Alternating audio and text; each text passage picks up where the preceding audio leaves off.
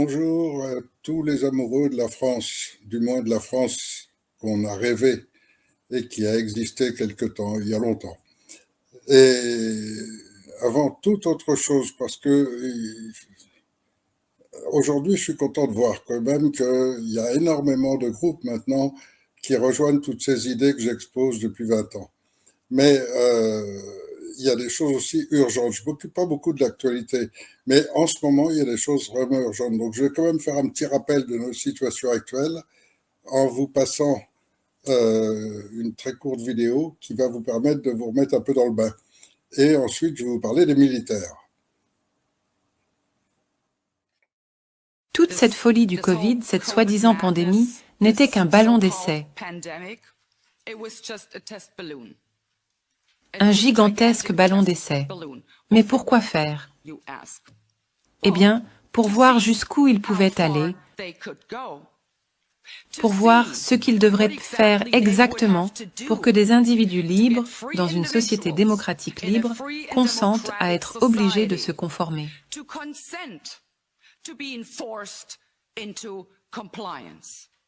C'est ce qu'ils essayaient d'établir. C'est ce qu'ils essayaient de comprendre. Et ils ont effectivement compris. Croyez-moi, ils sont beaucoup plus intelligents aujourd'hui. L'objectif ultime est de transformer nos sociétés libres et démocratiques en sociétés totalitaires. Leur objectif est de dépouiller chacun d'entre nous de nos droits fondamentaux, de la liberté, de la démocratie, de l'état de droit. Ils veulent se débarrasser de tout cela. Toute cette histoire de Covid n'a jamais rien eu à voir avec la santé publique. Elle n'a jamais eu pour but de briser des vagues. Elle a toujours eu pour but de briser les gens, afin de faire de nous un élément d'une masse malléable et sans esprit qu'ils peuvent totalement contrôler. Et nous serons complètement dépendants de cette élite mondialiste. C'est pourquoi j'implore vraiment les gens et tous les peuples du monde entier. Pour l'amour de Dieu, cessez de donner à vos gouvernements démocratiquement élus le bénéfice du doute. Ils ne le méritent pas. Ils ne le méritent pas. Arrêtez de rationaliser ce que fait votre gouvernement. Arrêtez de rationaliser et trouvez de bonnes intentions. Ils n'ont pas de bonnes intentions. Jamais. Comme je l'ai déjà dit auparavant, dans toute l'histoire de l'humanité, il n'y a eu d'élite politique préoccupée par le bien-être des gens ordinaires. Et ce n'est pas différent aujourd'hui. Pourquoi le serait-elle? Cessez de leur accorder le bénéfice du doute. Parce que je peux vous dire que vous ne pouvez pas vous sortir d'une tyrannie par la contrainte. C'est impossible. En essayant de le faire, vous ne ferez que nourrir un gigantesque alligator dans l'espoir d'être mangé en dernier. Mais devinez quoi? Votre tour viendra, et c'est vous qui serez engloutis. Je dois aussi demander au peuple, et à votre silence, de parler pour l'amour de Dieu, d'arrêter de se conformer, de commencer à se rebeller. Ils sont là pour vous atteindre si vous ne résistez pas.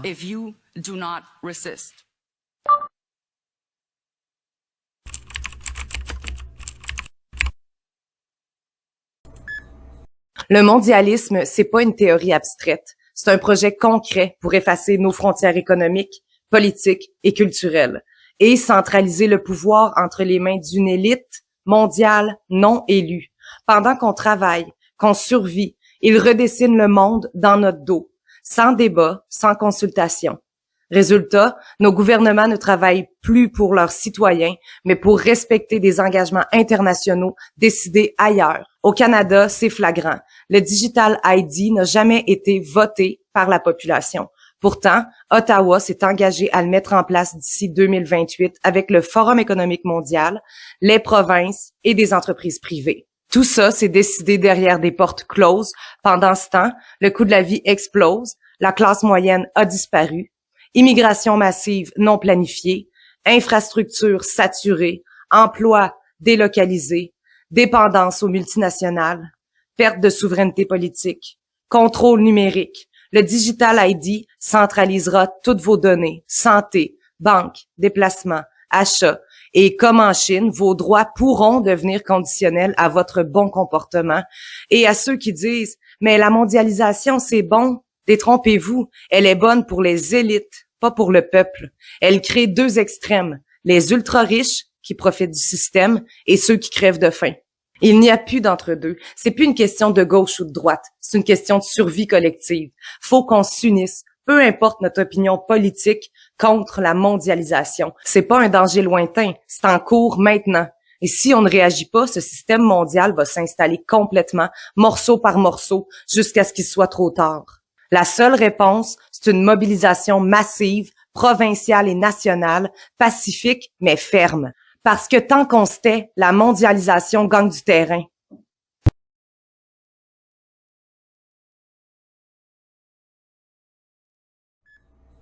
On essaie encore de nous faire croire que c'est pour simplifier notre vie, moderniser nos services, notre sécurité. Mais en réalité, c'est qu'avec Digital ID, on entre dans l'ère de contrôle total. Le principe est simple.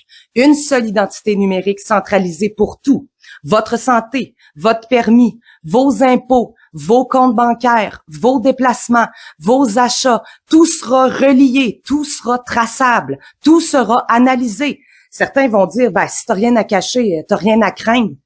C'est pas une question d'avoir quelque chose à cacher, c'est une question de liberté. Parce qu'une fois que ton identité, ta vie et tes ressources sont centralisées dans un seul système, il suffit d'un clic pour te couper de tout. Regardez la Chine. Leur système d'identité numérique est directement relié au crédit social. Tu critiques le régime, tu perds l'accès au train, à tes comptes bancaires, à ton logement. Ici, au Canada, ça avance exactement dans la même direction. Ontario, Alberta testent déjà des versions pilotes de Digital ID. Les banques sont partenaires, les grandes compagnies aussi. Ce n'est plus un projet lointain, c'est en cours. Et pour les personnes comme moi, des gens qui dénoncent, qui s'opposent, qui refusent de fermer les yeux, ce genre de système est une menace directe. Parce qu'un gouvernement n'a pas besoin de t'emprisonner pour te faire taire. Il lui suffit de t'effacer numériquement. Tu ne peux plus payer, tu ne peux plus voyager, tu ne peux plus accéder à tes papiers officiels et soudainement, tu n'existes plus. On parle ici de déshumanisation, de réduire chaque individu à un QR code, à un profil dans une base de données. C'est pas de la sécurité, c'est pas de la modernisation, c'est un piège déguisé en progrès. Alors, comme je l'ai dit dans cette vidéo précédente où je disais qu'il est un appel à toute l'humanité, prendre conscience que le problème ne vient pas directement de nos dirigeants, mais de beaucoup plus haut, et qu'eux ne sont que des marionnettes. Mais des marionnettes avec un système qui est géré et rodé depuis plus de 150 ans, et donc qui est parfaitement au point.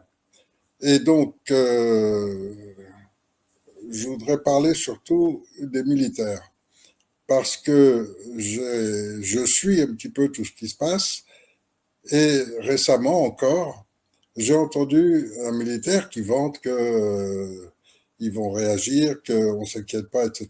Et puis des gens qui lui posent des questions, et la réponse est « mais vous inquiétez pas, on est en train de s'en occuper, on est en train de se préparer, etc. » Et donc, ça m'a révolté, littéralement, d'entendre des choses pareilles. Ça veut dire, on va remplacer une dictature par une autre. On va se débarrasser d'une dictature pour passer sous une autre, pour celle des militaires. Ça veut dire, vous êtes des gueux, n'oubliez pas, c'est nous, les patrons, c'est nous qui dirigeons, c'est nous qui préparons et c'est nous qui décidons. Voilà exactement ce qu'on entend dans la bouche de ce militaire et d'autres qui s'expriment toujours de la même façon. Nous, on est les gens importants parce qu'aujourd'hui, le pouvoir n'appartient qu'à la force et que à la force.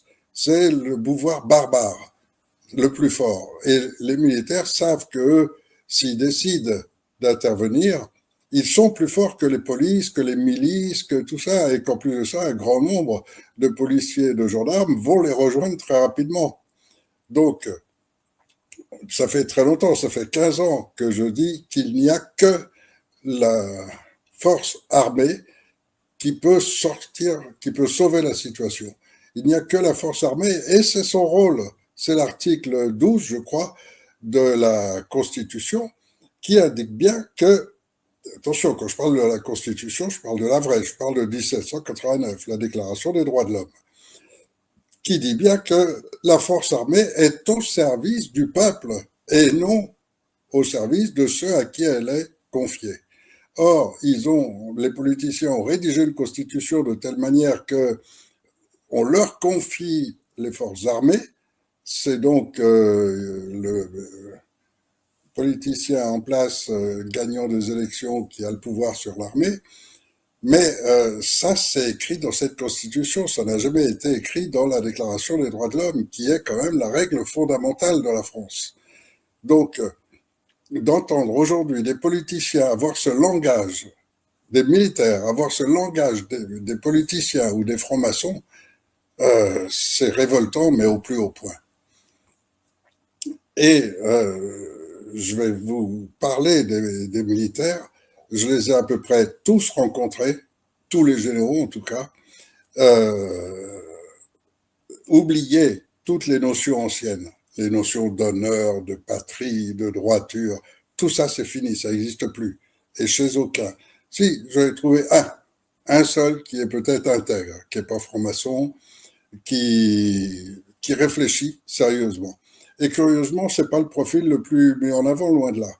Mais lui, il est intègre. Voilà, il en a trouvé un, c'est tout, pas un de plus. Le reste, c'est des politiciens déguisés anciennement militaires ou autres. Et les militaires, c'est le dernier à pouvoir prendre le pouvoir. Pourquoi? Parce que tout simplement, c'est une révolution du peuple. C'est le peuple qui veut se libérer de la dictature, qui veut se libérer de la tyrannie. Et donc pas pour passer sous une nouvelle. Alors on va faire une petite rétrospective un peu de la situation. D'une manière ou d'une autre, Macron va dégager. À moins qu'il ne déclenche soit la guerre contre la Russie, soit un attentat islamique ou contre des chrétiens ou contre des juifs, ou jouer sur les religions pour créer, grâce à toute l'immigration qu'il a fait rentrer en France, donc maintenant il dispose de 2 populations prêtes à se faire la guerre. Et il attise en permanence. Donc il peut déclencher ou l'un ou l'autre. Et ensuite décréter un état d'urgence et rester au pouvoir. C'est probablement ce qu'il va essayer de faire. Mais entre-temps, nous, ça fait 15 ans qu'on lance des appels à l'armée et qu'on a même envoyé des lettres directement à toutes les gendarmeries de France pour leur dire votre rôle, vous êtes dans la gendarmerie, donc vous êtes des militaires. Voilà l'article 12 de la Déclaration des droits de l'homme. Vous êtes au service du peuple, vous êtes là pour défendre la nation. Et la nation, c'est le peuple français qui habite sur ce territoire. Et donc, défendre le peuple, c'est pas seulement le défendre contre une agression extérieure, c'est aussi le défendre contre une agression intérieure. Or, depuis que Sarkozy, l'Américain, a débarqué en France et a pris les pouvoirs, il a placé toutes les structures nécessaires à ce que la France soit maintenant totalement vassale des États-Unis. Et on voit donc le fonctionnement. Tous nos biens sont vendus aux Américains, toutes nos terres leur appartiennent, tout ce qui est à nous, il est en train de tout leur vendre. Alors il a commencé, lui, par un coup d'éclat, en vendant déjà une grande part de notre or, l'or de la réserve de la Banque de France qui appartenait aux Français. Lui, il l'a vendu directement et pour une bouchée de pain. Et le système continue avec les autres. Hollande, Macron, encore pire maintenant, qui vend le truc français pour une bouchée de pain, dixième de sa valeur, et il le rachète 10 fois plus cher. Donc, toute cette escroquerie permanente pour que les mecs s'en mettent plein les poches, bien sûr, ça fait rêver ces militaires. Bien sûr, ils disent, merde, je voudrais bien prendre le pouvoir à mon tour et être celui pendant quelques mois qui me remplit les poches. Mais eux voudraient monter un conseil national de transition sur la base du Mali ou du Burkina Faso, ou du Niger, enfin peu importe, des autres pays, dans lequel on peut installer un système de longue durée sous le contrôle de l'armée. Mais on veut pas du tout ça, c'est pas du tout ce que nous, citoyens, on veut. Ce qu'on veut, c'est le retour à la loi. Et le retour à la loi française, elle est très claire, elle expliquait en tout point dans cette déclaration des droits de l'homme et du citoyen, le peuple est souverain. Si le peuple est souverain, l'armée dépend du peuple, c'est pas le contraire. Et donc ça veut dire très clairement qu'il n'est pas question que l'armée déclenche un putsch et ensuite dire c'est pour donner ensuite les pouvoirs au peuple. Non, ça c'est du foutage de gueule.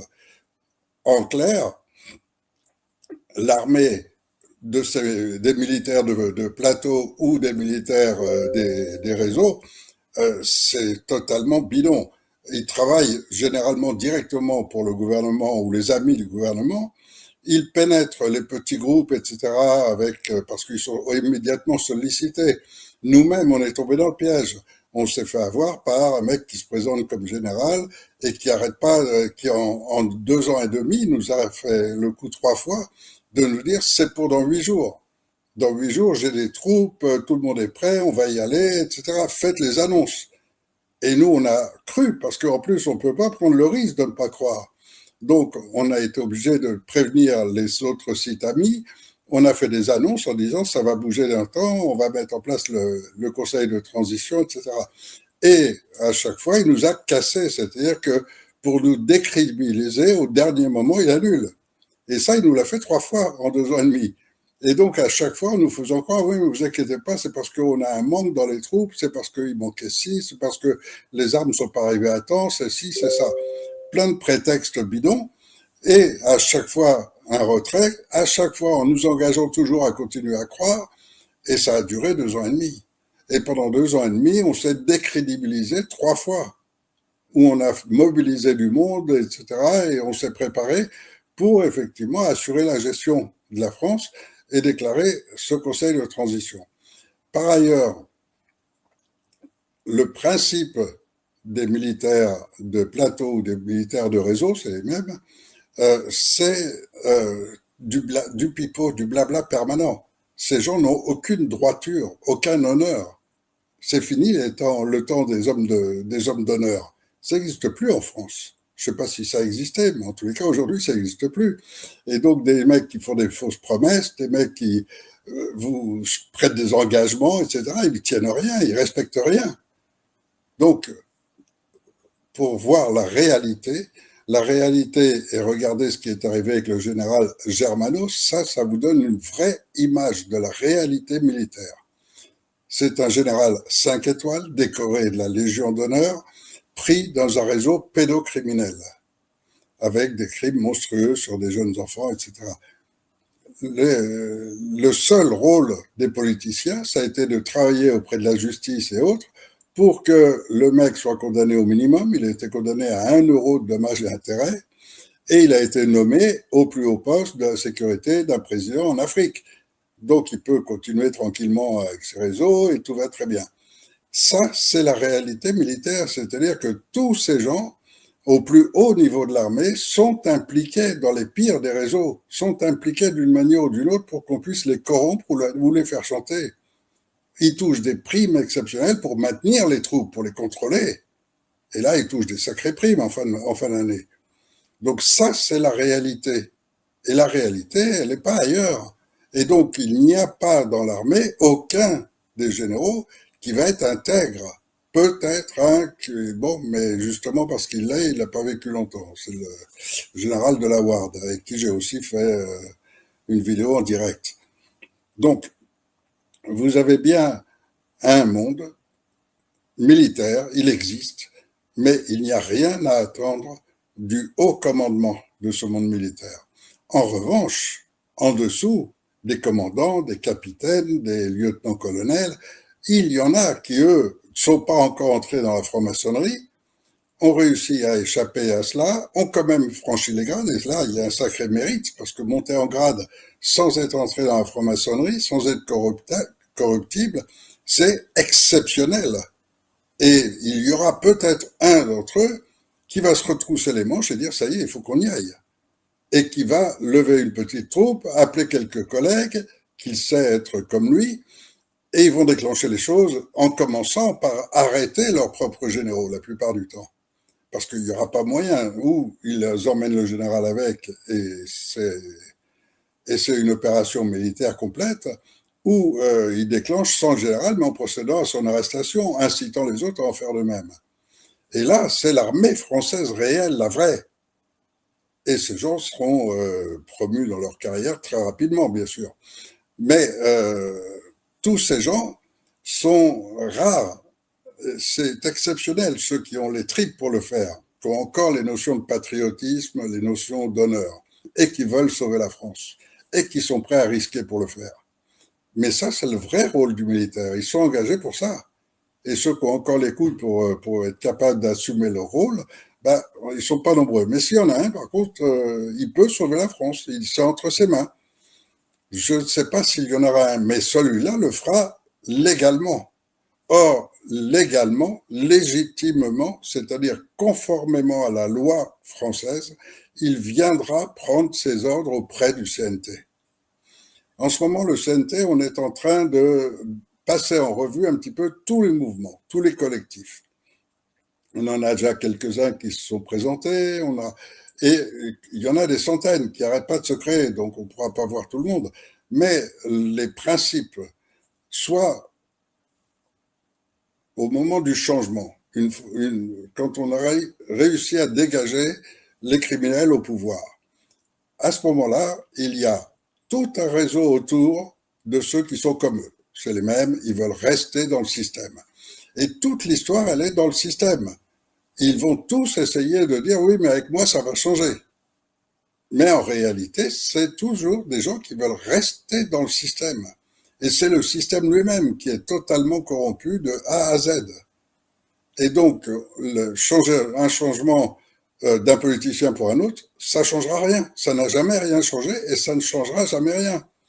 Donc, nous, on est parti sur l'idée de changer le système lui-même et de le faire dans le sens d'une vraie démocratie. Quelque chose qui n'a jamais existé dans l'histoire humaine, mais qui là est non seulement possible, mais en plus nécessaire et urgente. Donc, le principe qu'on a mis en place, ça a été de créer un Conseil national de transition qui soit à la fois l'autorité légale de France, c'est pour ça qu'on l'a déclaré à l'ONU, et en même temps qui soit l'Assemblée constituante, c'est-à-dire l'Assemblée de tous les Français, pour rédiger une nouvelle constitution. Bien sûr, il y a des gens que ça n'intéresse pas, il y a des gens qui n'auront pas le temps, il y a des gens qui ont autre chose à faire, mais il y a plein de gens qui s'intéressent à l'avenir de leur pays, plein de gens qui s'intéressent à leurs lois et qui voudraient qu'elles soient un peu plus justes. Vous avez une multitude de commerçants qui sont ruinés par les normes, une multitude d'agriculteurs en train d'être détruits, et tous ces gens voudraient participer aux prochaines lois et à les faire. Et donc, on a conçu un système pour ça, où ce Conseil national de transition, ce n'est pas qu'une appellation, contrairement à ce que croient certains de ces militaires, qui pensent que c'est juste une appellation. Non, ça a été 15 ans de travail. 15 ans pendant lesquels on n'a pas cessé de multiplier nos travaux pour préparer cette transition. Et lorsque aujourd'hui j'entends tous ces gens qui viennent proposer des idées, je les écoute. Il y en a qui nous disent qu'il faut absolument une nouvelle constitution. Il y en a qui nous disent qu'il faut changer le système, etc. Bon, quelques-uns restent dans le système pratiquement, essayent de mettre des patchs sur tel problème, tel autre. Il y en a qui viennent parler du RIC. Il y en a... Bon, tout ça, c'est pas mal. Mais lequel pourrait se mettre en place demain avec véritablement un système immédiatement viable, garantissant l'avenir de la France et garantissant immédiatement le redressement du pays? Aucun. Et en plus de ça, ils ne pourraient pas avoir l'assentiment démocratique, car il faudrait qu'ils puissent présenter leurs problèmes et que l'ensemble des Français en soient informés et disent oui, ça me plaît, non, ça me plaît pas. Et là, ce serait juste. Et donc, c'est ça que nous, on propose. Et donc, plutôt que d'entrer dans les schémas de dire, voilà, on renverse ce système et on met un nouveau système à la place, moi, j'ai toujours dit, transition. Moi, je suis monsieur transition. Ça a été mon objet dès le départ, c'est mon objet politique, je l'ai déclaré officiellement comme une association destinée à provoquer une transition, et je n'ai pas d'autres prétentions, je compte pas mettre un système ni quoi que ce soit, je compte mettre en place une structure dans laquelle le peuple aura tout en main, totalement. Il n'y aura plus des ministres et tout ce truc-là, ça va être un conseil de sages. Et il y aura l'ensemble du peuple qui participera à tous les travaux. Alors, c'est un concept qui est compliqué. Les problèmes à affronter sont innombrables et très complexes, tous autant les uns que les autres, sur le plan économique, sur le plan judiciaire, sur le plan juridique, sur tous les plans. Et je ne parle pas du scolaire et des enfants et de tout ce qui est en train de se passer. Mais pour cela, il fallait accumuler les gens nécessaires, être conscient de ceux qui sont utiles au gouvernement actuellement, qui y participent, de tous les complices, et ils sont très nombreux. Il faut tenir compte de la situation internationale, de la géopolitique, de la position de la France dans le monde, etc., etc., etc. Et c'est extrêmement complexe. Et une seule intelligence ne peut pas affronter tout ça en même temps. Par contre, des gens aussi intègres, aussi sincères, aussi désintéressés et prêts à s'engager complètement, il y en a. Il y en a et peu à peu, je les ai réunis. Alors, on a pour l'instant un premier groupe, bien sûr, de 3-4 000 personnes. Ça, c'est ce qui va nous permettre de passer très largement du système actuel au nouveau système. On a une première équipe de 300 membres qui, eux, sont vraiment spécialisés et qui vont pouvoir prendre en main tout ce qui est important. Et là-dessus, on a une première toute petite équipe de 30 membres qui sont, eux, en permanence en activité, en permanence à aider, en permanence à suivre tout et prêts aussi à intervenir immédiatement. Donc, eux représenteront le premier conseil de sages. Ils seront encadrés par ces 300 et derrière, on a encore 2-3 000 personnes qui vont intervenir assez rapidement. Là, je ne parle que de tous ceux qui se sont engagés dans ce sens-là. Mais certains ne vont ni se manifester, parce que bien sûr, ils ont vu comment j'ai été emprisonné, arrêté, comment ma vie est menacée. Ils n'ont pas envie, ils veulent s'offrir la garantie de maintenir leur famille, de maintenir leur emploi, de maintenir leur vie. Je parle en particulier pour les magistrats qui nous assistent. Je parle aussi pour certains avocats. Je parle pour... Alors, les avocats, c'est très particulier, parce qu'il y en a très peu qui soient connus et qui ne soient pas dans la franc-maçonnerie. Ça, c'est déjà très rare. Ensuite de ça, ils sont conditionnés intellectuellement. Toutes leurs études ont été faites sur les bases de la République, sur les bases du système actuel. Comment sortir de ce système pour eux? C'est quasi impossible. Toute leur vie, elle est basée sur le système qu'ils ont appris à manipuler, qu'ils ont appris à utiliser. Et donc, avoir l'esprit totalement libre pour sortir complètement de ce système et concevoir autrement les choses, ça n'est pas dans leurs moyens. C'est comme si vous me disiez, demain, un militaire pourrait prendre le pouvoir en France. Mais un militaire à la tête de la France, c'est la catastrophe assurée. Parce que les militaires, tout ce qu'ils ont appris, c'est obéir, donner des ordres et obéir. Mais intellectuellement, ce sont des gens extrêmement limités. Ce sont très peu de gens qui se sont vraiment cultivés, qui ont vraiment compris tout ce qui se passe et qui sont capables de faire front à toutes les situations.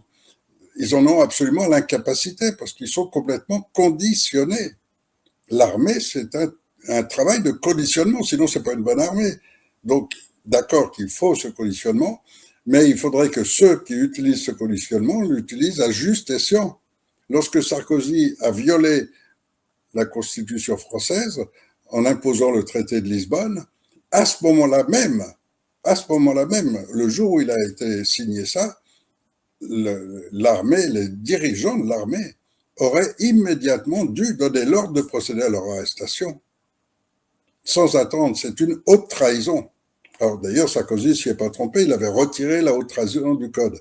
Mais c'est pas parce qu'il a retiré la haute trahison du code que c'est pas une trahison. C'est pas parce qu'il retire du code le droit de violer les enfants qu'il a le droit de le faire. Faut remettre les pieds sur terre, la réalité, elle est au-dessus des lois. La vérité est au-dessus des lois. Donc vérité, authenticité. C'est ce que ce Conseil national de transition peut faire.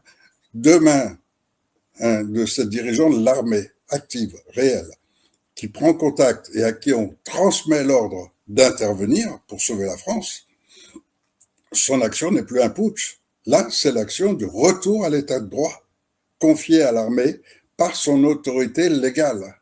Car le CNT aujourd'hui représente l'autorité légale de la France. C'est le seul représentant réel du monde des citoyens. Donc, les choix qu'on a sont très limités. Il y a toute cette bande de politiciens qui tournent autour et qui rêvent d'avoir la place à Macron. Bon, c'est même pas la peine de parler d'eux parce que c'est, alors l'un, il se défend patriote, l'autre, il se défend, bon, il trouve des justifications, mais c'est tous des gens de la même clique, du même monde, et qui veulent garder le même système. Et il y a ceux hors du système. Et ceux hors du système, on est en train de les réunir tous. Ils sont tous déjà avec nous. Alors après, vous allez me dire, oui, mais il y a quelques autres CNT. Ah, bah oui, bah bien sûr. Comment est-ce que des idées totalement nouvelles, complètement différentes, pourraient ne pas être copiées? Bien sûr que vous avez des gens qui viennent, qui passent un petit moment au CNT, qui apprennent un petit peu tous les concepts, et puis ensuite qui montent leur CNT de leur côté. Vous avez ceux qui nous ont trahis, ceux qui m'ont trahi. Vous avez des gens qui montent à CNT en se rapprochant des militaires, en disant nous on est le CNT comme l'autre, mais n'importe quel CNT auquel ils ont ajouté des lettres, c'est forcément un CNT bidon. Est-ce qu'on peut faire confiance à des gens qui essayent de se mettre en avant à travers le travail des autres? Qu'est-ce que vous pensez d'un scientifique qui apprend le travail d'un autre et qui se présente en présentant le travail de l'autre? Et ça s'est vu dans l'histoire. Donc, je crois que l'authentique est absolument nécessaire, le vrai. Et pour l'instant, la seule structure capable tout de suite de prendre en main les choses, c'est ce Conseil national de transition, qui est prêt, qui n'a plus qu'à donner l'ordre à l'armée, et dès que l'armée exécute cet ordre, la France est sauvée. Et le système qui se met en place, c'est un système avec un conseil de sages, avec uniquement des gens intègres, pas un seul politicien, pas un seul franc-maçon, uniquement des gens intègres, et qui ont déjà préparé les programmes essentiels pour sauver le pays. Donc, en dehors de ces 300 membres qui vont tout de suite prendre en main toutes les choses nécessaires, le Conseil des sages, lui, est déjà préparé. Et en dehors de cela, il y a aussi des dizaines de milliers de gens qui ont suivi les travaux de la démosophie, qui ont participé à la démosophie, qui comprennent complètement le schéma de la démosophie et qui vont nous rejoindre et s'offrir immédiatement après. Donc on a déjà toute la structure prête. Et c'est une structure qui inclut tout le monde, tous les Français. Là, on approche d'un moment de changement. Soit ce sera ce CNT, que beaucoup appellent le CNT d'Éric Fiorilles. Ça me fait plaisir, mais moi, je ne suis là que de passage, puisqu'en fait, mon temps nécessaire au montage est d'environ 3 mois. Et passé ces 3 mois, j'ai rien à faire ici. J'ai plus rien à faire dans ce gouvernement. Et ça ne m'intéresse pas, ça n'a jamais été mon objet. Mon objet, il est sur un autre plan. Mais par contre, ça peut servir à mon objet final. Donc, dans 3 mois, c'est la France qui se gouverne toute seule, avec un système qui, lui, aura été mis au point pendant ces 3 mois. Il me faut 3 mois pour le mettre en place. Mais dans 3 mois, ça fonctionne tout seul. Et à la satisfaction de tous, et tout le niveau de la France se relève, à tous les niveaux. La justice, la santé, l'éducation nationale, toutes les injustices actuelles disparaissent, les restrictions de liberté disparaissent, etc. Tout ce qu'ils font comme loi depuis plus de 20 ans maintenant, depuis 30 ans. Donc, il faut remettre complètement notre France sur les rails, et pour ça, il faut repartir de cette déclaration des droits de l'homme et appliquer les lois, la juste loi, car en fonction de cette déclaration, tout le code pénal, tous les codes juridiques ont été mis en place en fonction de cette déclaration des droits de l'homme, qui, elle, en prenant cette devise, égalité, liberté, fraternité, elle n'est pas tout à fait mauvaise, même si ses origines ne sont pas très saines. Elle n'est pas mauvaise. On peut faire beaucoup mieux, mais aujourd'hui, on ne s'occupe pas de ça, ça n'a pas d'importance. Ce qui compte, c'est que les codes qui ont été rédigés sont justes. Si on donne aux gens la liberté de manifester, ils doivent pouvoir manifester librement. Donc la logique, c'est de faire un code dans lequel on punit celui qui empêcherait de manifester librement. Regardez ce qui s'est passé avec les Gilets jaunes et dites-moi si c'est ce que fait le gouvernement. Combien de policiers ont été punis pour avoir essayé d'empêcher de manifester ou pour avoir agressé des manifestants. Donc, revenir à l'état de droit. Et l'état de droit, c'est un peuple souverain. Ce peuple souverain, aujourd'hui, il a une véritable légitimité internationale reconnue, c'est ce Conseil national de transition, qui lui permet de donner des ordres à l'armée, de donner des ordres dans n'importe quel secteur, puisque c'est le souverain. Le peuple est souverain.